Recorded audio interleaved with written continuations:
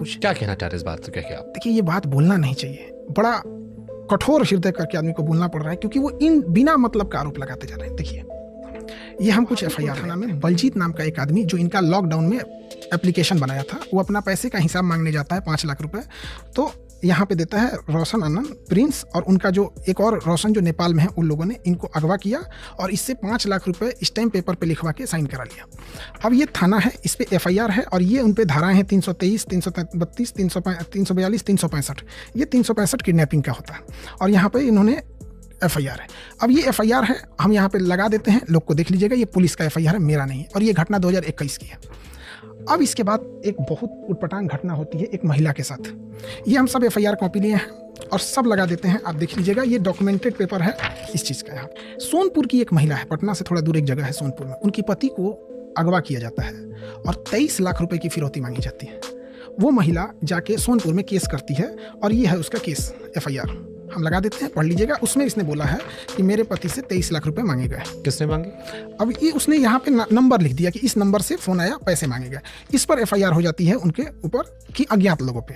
Police जब इनको खोज पाल करती है तो इनके पति को, ये कौन केस है हमें नहीं पता, कौन महिला है ना हम ये बोले, हम बस केस बता रहे हैं, इसकी तलाश में पटना पुलिस चल देती है। लेकिन जो नंबर दिया गया था, उस नंबर के पीछे जब पुलिस पहुँचती है तो वो नंबर नेपाल की ओर भाग रहा था। लगभग 200-250 किलोमीटर वो भाग चुका था और वो लोग अब नेपाल बॉर्डर में एंट्री करने वाले थे। नेपाल बॉर्डर के पास जो बिहार पुलिस का पुलिस स्टेशन आता है, नरपतगंज थाना, नरपतगंज थाना को पुलिस इन्फॉर्म करती है कि कुछ लोग किडनैप करके भाग रहे हैं, उनको पकड़ा जाए।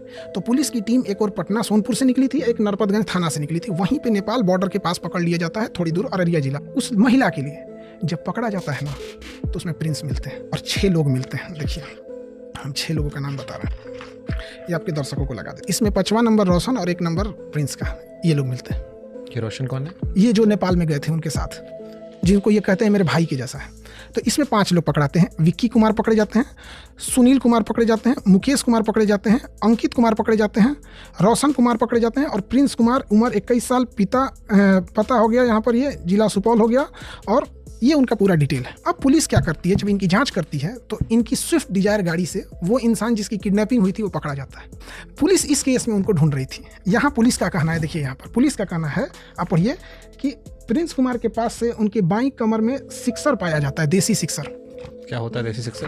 पिस्टल, सिक्सर बंदूक की कैटेगरी हो गई, पिस्टल से पाया जाता है।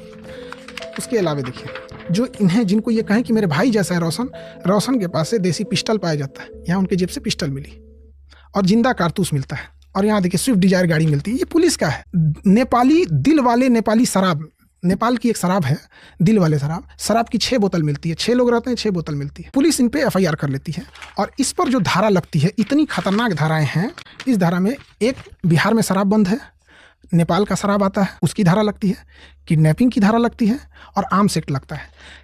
आर्म्स एक्ट में उम्र कैद की सजा होती है, हम ये लगा देते हैं। नरपतगंज थाना है, FIR संख्या 503/23 है। एक मृतक व्यक्ति के बारे में आप ये बातें क्यों बता रहे हो? क्योंकि उनको पुलिस दूसरे केस में भी ढूंढ रही थी। ये घटना था। इसके साथ साथ चीज़ें जब ऑनलाइन हो गई हैं तो आपके ऊपर कितने केसेज हैं, ये सारे निकल जाते हैं। तो वही हम कह रहे हैं कि जो FIR कन्हैया कुमार ने किया तोड़ फोड़ का, वो इतना बड़ा FIR नहीं था कि देश छोड़ के जाना पड़ेगा। ये वो FIR है जिसकी वजह से देश छोड़ के जाना पड़ा। और अगर वो बेल मांगते जज से कि हमें बेल दे दिया जाए, तो जज साहब पैरा 3 में लिखवाते हैं। जब बेल फाइल करते हैं तो उसका एक पैरा 3 होता है कि आपके ऊपर कोई पुराने मुकदमे तो नहीं है। जब ये आर्म्स एक्ट, उम्र कैद की सजा होती है आर्म्स एक्ट में, किडनैपिंग और नेपाल की शराब जो बिहार में बंद है, अगर ये देते तो क्या जज वहीं खड़े खड़े जेल भेज देते। यही रीजन है कि उन लोगों का बेल नहीं फाइल किया गया। और इतना ही नहीं, एक और केस होता है उसके बाद। पटना में ही कदम कुआं थाना में कोचिंग से थोड़ी दूर पे एक दुकानदार होता है। उस दुकानदार के ऊपर लोग रंगदारी मांगने जाते हैं। उसका केस संख्या 445/23 2023 की घटना है। वो लिखवाता है कि उस पर पैसे मांगे गए, उसके लड़के के ऊपर गोली चलाई गई, वो बैठ गया तो गोली दीवार पे लगती है। उसके एक दुकान से 30,000 रुपये लूटा गया, दूसरे दुकान से 18,000 रुपये लूटा गया और कहा गया कि 5 लाख रुपए हफ्ता के लिए। इस पर भी आर्म्स एक्ट है और गोली चलाने का आरोप है सर। इतना बड़ा, तो पुलिस इन सारे केसेज में ढूंढ रही थी। और एक प्रूफ दिखा सर, हमारी नज़र में रोशन सर की, उनके परिवार, मतलब उन्होंने जो हमारी बातचीत रही, उन्होंने कहा वो सीधा साधा व्यक्ति था, वो इस दुनिया में नहीं है। ये सारी चीज़ें आ रही है, मुझे ये भी नहीं समझ आ रहा कि मैं इससे बात करूँ या ना करूँ। मैं बहुत असहज हो रहा हूँ, मतलब इस कॉन्वर्सेशन से मैं बहुत उलझन हूँ, क्योंकि मुझे उनके आंसू भी याद आ रहे हैं। उनका भाई नहीं है इस दुनिया में। हम खुद जहाँ संवेदना है हम वहाँ संवेदना कर रहे हैं। यदि वो हमारे पे झूठा आरोप लगाएंगे तो आप बताइए, हम हकीकत बताएं या उस आरोप को सह लें? ये अखबार की कटिंग है जिस पे लिखा गया है दुकानदार के बेटे पर ताबड़तोड़ फायरिंग और 50,000 रुपये लूटा गया। इसमें नाम पढ़ लीजिए, हम नाम लिख दिए हैं, आप पढ़ के खुद बता दीजिए। अखबार की कटिंग है, किसका नाम है, हम हाईलाइटर कर दिए उस पर। भांजा रोशन और प्रिंस कुमार। ये कौन है? गोली चलने का आरोप है। अब जो उनका कहना है कि पुलिस मेरे सामने गुंडों की तरह बिहेव किया, पुलिस ने मेरे साथ बहुत दुर्व्यवहार किया, क्योंकि पुलिस को ये सारा केस पता है।